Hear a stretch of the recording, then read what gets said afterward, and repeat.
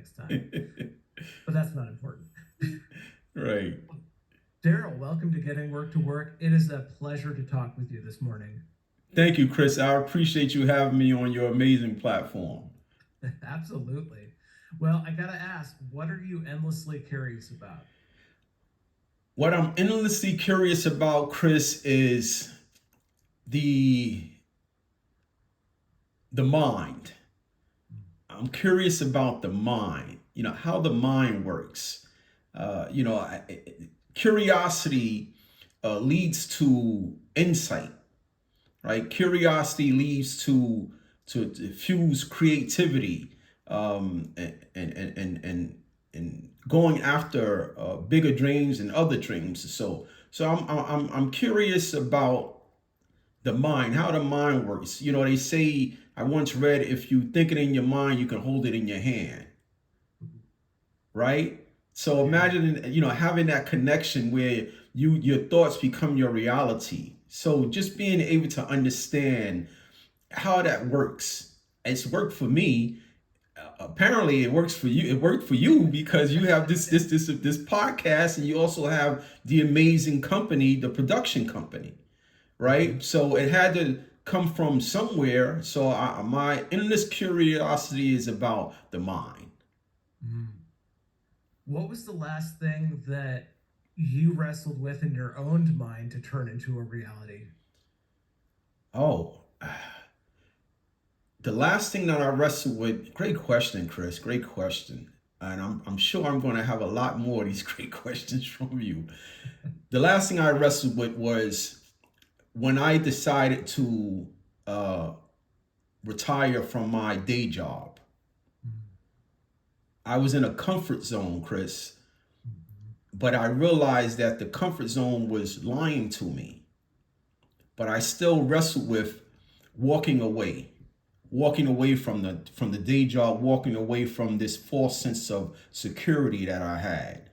And Mhm. was about to make the step, and I had some great people around me and told me that you're making a emotional decision instead of a business decision. So the Mm. reason why I'll lean into that, the reason why it was an emotional decision is because at the time I had just lost my father from lung cancer. So it made me realize that it had shook my foundation, it had shook my world.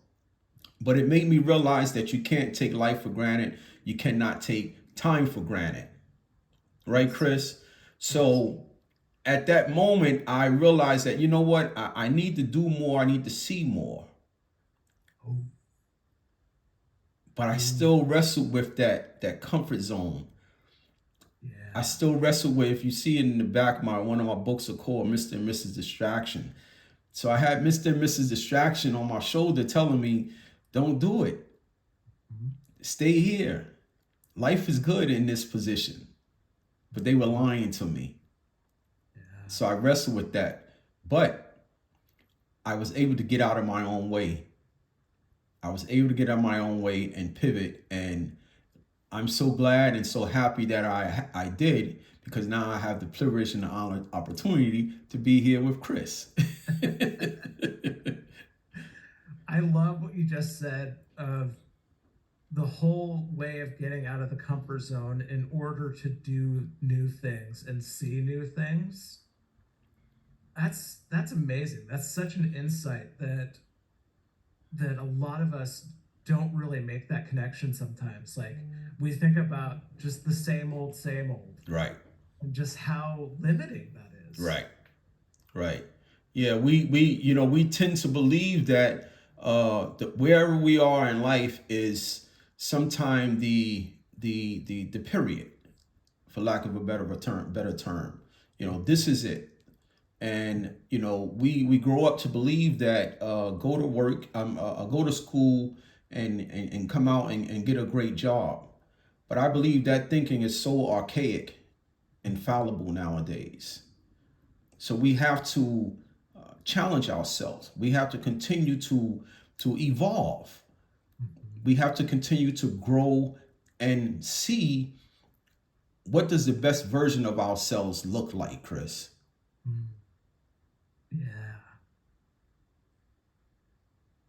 I'm hearing too, Darryl, in this that there's a piece of separating the identity from what you do and who you are. Indeed, indeed. You know, I love that question when people ask, they always ask, what do you do for a living? You know, what do you do? But everyone fails to ask, Chris, who are you? Yeah. Don't you want to know who I am instead of what I do for a living?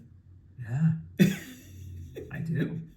You know, and we have to start embracing that, getting to know the person and not their occupation, Mhm. because the occupation is temporary, but that person is constantly growing.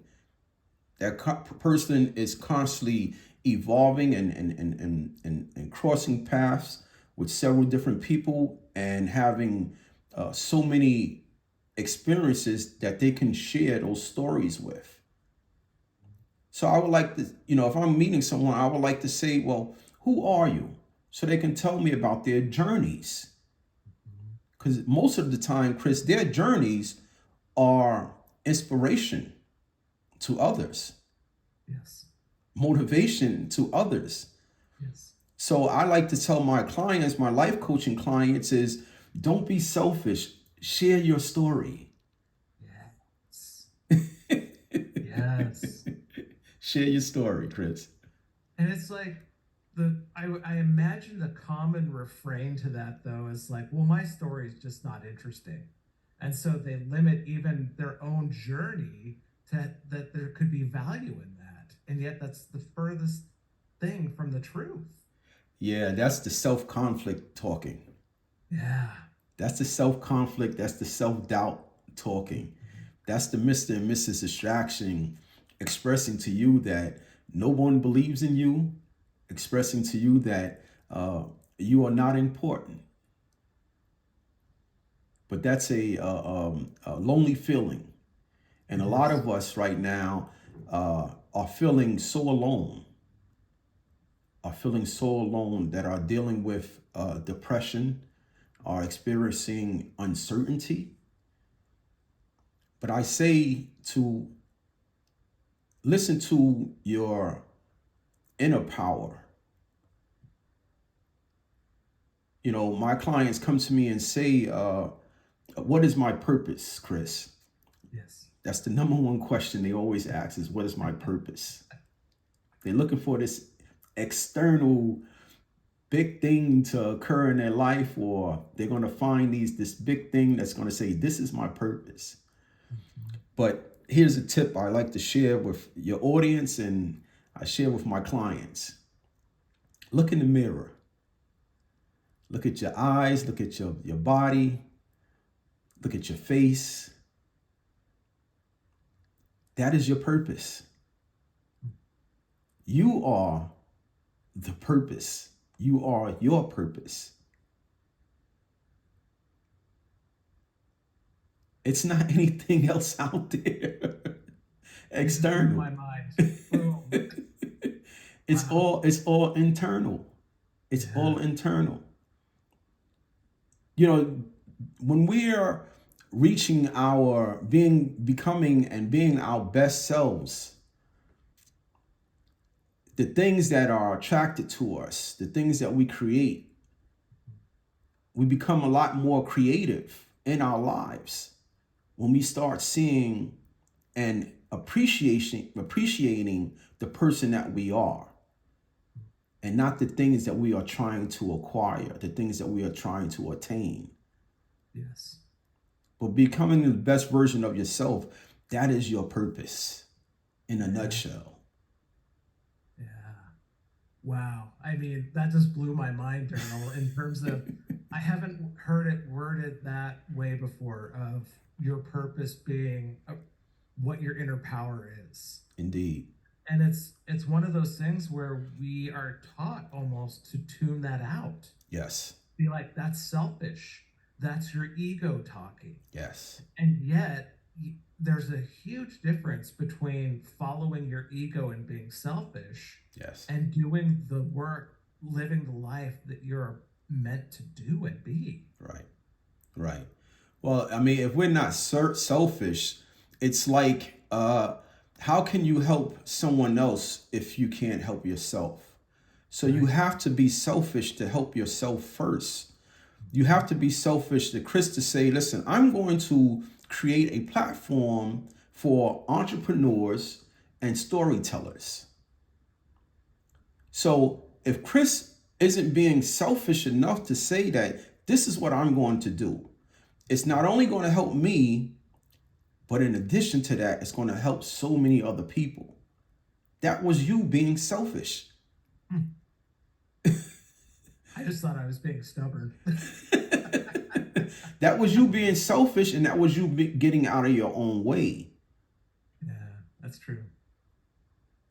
But because of you, there are so many other people that can hear our stories and can become motivated and inspired by them. Yeah. But just knowing that all it takes is me just being selfish, but not selfish has a negative connotation to it. Right. But selfish is putting the oxygen mask on yourself first. And then you can put it on others. What a great reframe. Yes. I love that reframe. Oh, this is why you're you and why you do the work that you do, because you come at things in such a unique way that only you can, Darryl. That's awesome. Thank you, Chris. I'm Thank like you. jumping up and down here. There is a phrase on your website that when I saw it, I'm like, I'm gonna love this guy. And it's, if you are what you eat, then feed me greatness. And I'm curious, what makes up your diet of greatness? Oh, great question. I told you you're going to be full of great questions. I knew it. My diet of greatness is, well, let me just give you some background on how I came up with this term. Yes. And I actually trademarked it also. So I did note that little tidbit. so it is trademarked, and I'm a advocate for ownership, Yes. right? So protect yourself, protect your assets. 101, Warren Buffett, the best business advice is protect your investments, right? So the reason why I came up with that phrase, if you are what you eat, then feed me greatness. My diet for greatness is being able to fill myself with positive affirmations. What I explain to my clients, when you get up in the morning for about 10 to 15 minutes, one of the tips I like to share with them and share with your audience is do some mirror work. So my diet consists of mirror work, looking in the mirror and repeating positive affirmations. I am, I will, I can. I am, I will, I can. And while this negative chatter is going on in your mind about you can't, positive chatter again is I'm built for this. Even when we're having this self-doubt, my diet consists of positive affirmations, positive strips, mindful techniques, such as if negative chatter is trying to take over your mind, replace it with positive strips. So if you're saying, or someone is saying to you that you can't do this, you can't do that, no one believes in you, or your mind is telling you, well, it's a Monday, don't get out the bed, right? Monday blues. So how I feed my diet is with, you need to get out of the bed. Someone out there needs to hear what you have to say. So I replace it with positive strips. I start thinking of the good things, the reason why I opened up my eyes. I replace it with the good things. And I say to myself, if I'm above ground, I'm winning. Yes. If I'm breathing, I'm winning. Yes. And the reason why I say that is because someone did not wake up today. So I feed myself with books. One of my favorite books is called Who Moved My Cheese? Celestine Prophecy. Positive affirmations, I reiterate, and the Celestine Prophecy, which is the Celestine Prophecy says, the problem in life isn't finding the right answer, it's identifying the right questions. Once you get the questions right, the answers will always come. Yes. So my diet consists of reading books that's going to inspire me, listening to amazing podcasts like Chris Martin, looking at stories that will inspire me, how Chris Martin was able to create a studio, a production studio. So I'm constantly feeding my diet with things that will inspire me to continue to move forward. So as I always say is, I didn't come this far to come this far. I came this far to see how far I have to go. Yes. So I'm constantly feeding my diet with books, with motivational videos, listening to other speakers, going to other seminars. Even if I'm at a speaking engagement, I may stay and listen to the other speakers because I want that food. Feed me. Yeah. Feed me greatness. What is the connect? So you mentioned some really good like ways to feed the soul. So what you're bringing in, how does vision and the possibilities of the future combine with what you bring inside? One of my books that I'm reading right now is Your Invisible Power.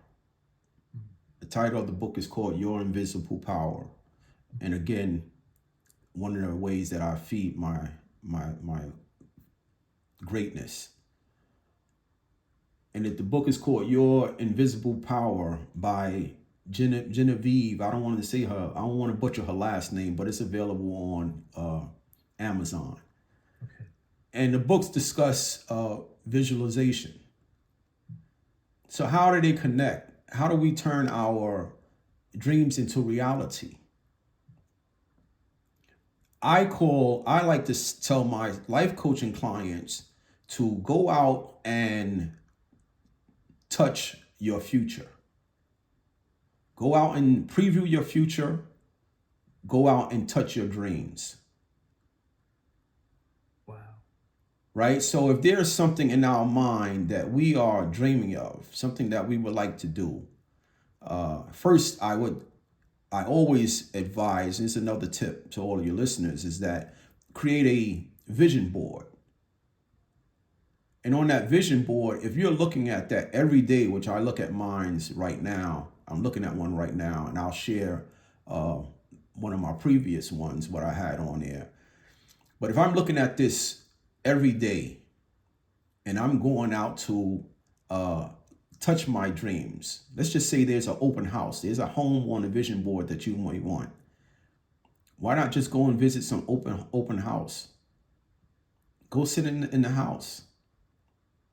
At that moment, you're previewing your future. And before you realize it, that future will become your reality. Because you'll say, wow, 10 years ago, 5 years ago, a year ago, I came and visit this neighborhood. And now I'm living in this neighborhood. A year ago, I test drove this car. And now this car is in my parking lot, is in my garage. A year ago, I was watching other people create podcasts. And now I have my own podcast. So preview your future. Go touch your dreams and preview your future. And believe it or not, you will see a connection with where you are to where you headed, and it will manifest for you. Yeah. What's interesting in that piece of previewing your future, there's a there's a big barrier, I think, sometimes that holds us back, and that's burnout. When we just can't see that future anymore or believe that we're even anywhere close to it. And so we just allow that burnout to hold us back, keep us down, keep us safe, keep us full of comfort, whatever, however we want to define that burnout piece. And I love that. I go back to what you said. You got to go do it. You got to go see it, even in those deepest moments of depression or burnout, so Yeah. that you can just shake off the doldrums. Yes. Yes. Yeah, I want to speak to your audience right now, just in case someone says, well, we're going to discuss a little burnout right now. And just in case someone is saying, well, I'm not burnt out. Let me share some symptoms of being burnt out. Some of the symptoms of being burnt out is feeling exhausted, feeling empty, being mentally drained, feeling like you have no motivation, feeling alone. Because when you're on a journey, it can be a lonely journey. Feeling of being stressed out, which is one of the number one symptoms of being burnt out. In addition to that, feeling self-doubt. These are the symptoms of being burnt out. So if A, B, C, 1, 2, 3 fits you, then you are burnt out. It may be all of the above, which I faced in my time on my journey. That's why the left side of my face is paralyzed now. And we can go into that story. But I'm here to tell you that there is hope and there is recovery from being burnt out. And here's a couple of tips that I share with my audience, my speaking engagements, at my life coaching sessions. Here are the tips for recovery of being burnt out from recovery. One is meditation. It is important to meditate before you get up and start your journey or giving access to the world. I had a client, Chris, and she always complained about having pain in her back. And after several sessions, we realized that before she got out of the bed, before she put her feet on the ground or on the floor, she would grab her cell phone. So she was allowing so much of stress to enter her life before she even put her feet on the floor. So by eliminating the cell phone and meditating at least 10 minutes every morning, and now I believe she's meditating about an hour every morning now. Oh, wow. But she created that time to be able to do that. She created that time to start investing in herself. So the recovery is meditating, exercising. At 55 years old, I'm 57 now. So at 55 years old, I started boxing. Who would think? That's awesome. But I love it now. I can't get away from it. I love it now. But it's exercise. It helps me feed my greatness that's within me. The next would be self-care. So I'm a huge advocate on self-investment. Self-investment. I'm going to share this story with you, and I'm gonna make it really brief because I know we're short on time. But when I talk about discuss self-care, this story is really important. So in the movie, Superman's movie, Lois Lane is in the helicopter. The helicopter crashes into the building. Lois Lane is falling from the helicopter. And she's screaming, Chris, at the top of her lungs, help me, help me, help me. And out of nowhere, Superman appears and he says, I got you, Lois. I got you, Lois. Don't worry, I got you. And Lois Lane says to him, Chris, well, if you got me, who has you? So while we're saving the world, we're forgetting about self-investment. We're forgetting about self-care. Yeah. So one of the tips for recovering from burnout is self-care. Invest in yourself. Yeah. And the last tip would be your circle. Surround yourself with a circle that's going to do wellness checks on you and that you can do on them. So those are my tips for recovering from burnout. I have not heard self-care described as self-investment before. Yeah. I absolutely love that. That's a different shift of the mind right there. Yeah. Yeah, we invest in so many other things. We invest in our homes, we invest in the vehicles, we invest in grocery, we invest in everything else. The last thing we invest in is ourselves, and sometimes we fail to do that. And the reason why I say that, and I'll touch on my face, the left side of my face. So I woke up one morning, Chris, and the left side of my face was paralyzed, and it still is. And I thought I was dying. I thought I was having a stroke. And after going to several doctors, they diagnosed me with Bell palsy. So I knew what it came from after taking self-inventory of my life and what was going on, self-examination. I realized that I was trying to save everyone else. And I forgot to invest in myself. I was pouring so much into everyone else, and I forgot to invest in myself. And Warren Buffett says the best investment you can make is investing in yourself. So I failed to invest in myself, and from that moment on, I never looked back. Yeah.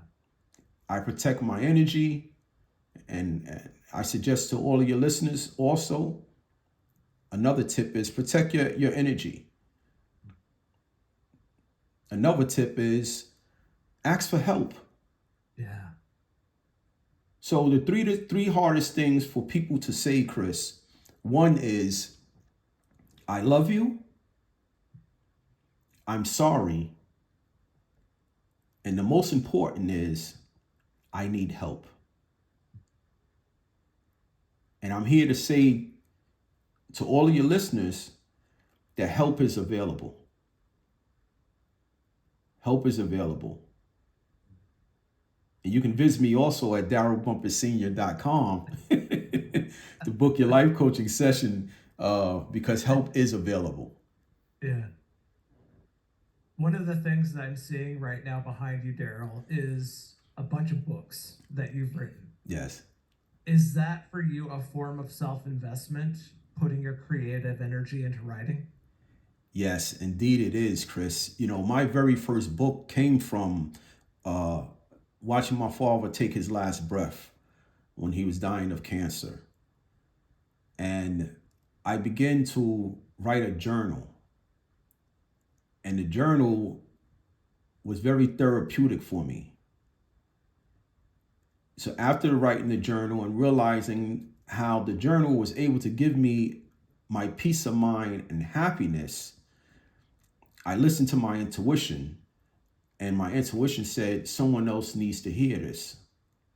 Someone else needs to read this. Well, hear and read because it's audible and paperback. But someone needs to read this. So from the first book, and I touch on, I listen to my intuition because the title of my very first book is called I Know You Hear Me, But Are You Listening? I know you hear me, but are you listening? And I took a cue from that because if I would not have listened to my intuition, I would have never turned my journal into a book. So every time I'm writing a book, which I've published 5 books, and my new one is you need an income, not a job. Stop waiting, start creating. Each and every one of them are like a journal to me. Just so happen I turn them into books. Nice. That's a powerful example of creativity and how it can change us while helping other people. Indeed. Indeed. Again, it goes back to your purpose, your passion. You are your purpose. The minute that you start taking care of yourself, you become a lot more creative and you will be able to help so many other people with that creativity. Yeah, absolutely. So I got to ask, is your next book going to connect your journey with boxing? I don't know, Chris. It could. I don't know. I think the title. I can maybe take a page from. I think Mike Tyson. He says, I'm paraphrasing, but you have a plan until you get punched in the face or something like that. So that maybe that's a page that from his story that I can maybe use as a title. So I don't know, Chris. We'll see. Well, We'll Darryl, see. you have shared so much wisdom today. Is there any closing wisdom that you'd like to share with someone right now? Sure. I want to talk to everyone about my self-investment methodology. And it consists of several different steps. So on your journey, I know you may feel that you are alone. I know you may feel like you have the weight of the world on your shoulders. But to ease this uncertainty, to ease this self-doubt, I would like for you to take these steps. The first one is to have a plan. Have a plan. Benjamin Franklin says, if you fail to plan, you plan to fail. So have a plan. Next would be eliminate your distractions. I always ask my life coaching clients 2 questions. One is, what are your goals and what is your distractions? You can't reach your goals until you eliminate your distractions. So have a plan,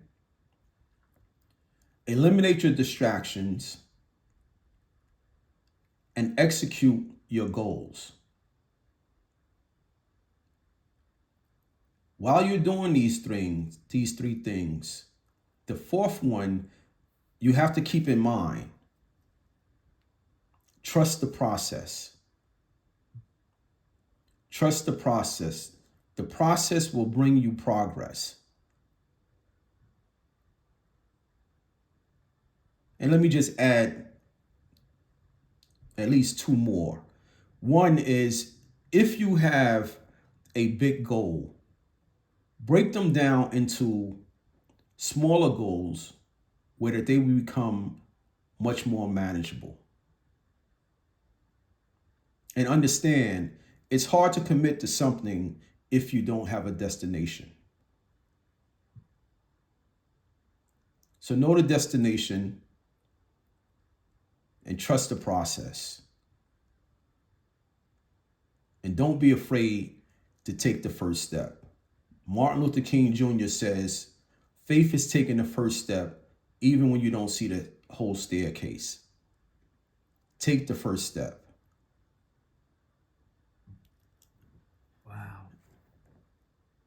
So I got to ask, what is your destination? My destination is a boat shoe life. My destination is a boat shoe life. I look at a boat shoe life with stress free, peace of mind, and happiness. I believe we all have something in common. I believe we all want a peace of mind and happiness. Now, I've used several vehicles to achieve the peace of mind and happiness, to achieve the position I'm in now. So people will have to decide what vehicle are they going to use to get them there. Mine's just so happen to be information, communication. But I was some years ago looking in the mirror with the left side of my face paralyzed. And now I can say that my destination, I'm pretty much living what I saw in the past. I'm now touching my dreams. I'm now living my destination, with the exception of the palm tree on the beach. So I've been doing some recon recently and visiting several islands and looking for at least my physical destination. Yes. But my mental and my emotional destination is already here. Yeah. And I love that distinction right there, because often with that question, it is a physical place or a physical reality. And I love how you reframed it as that mental and emotional reality. Right. Thank you. Yeah. Well, Darryl, thank you so much for being a guest on Getting Work to Work. You have shared so many mic drop moments. I am just grateful for the way that you show up in this world, and you're so generous with your wisdom and experience.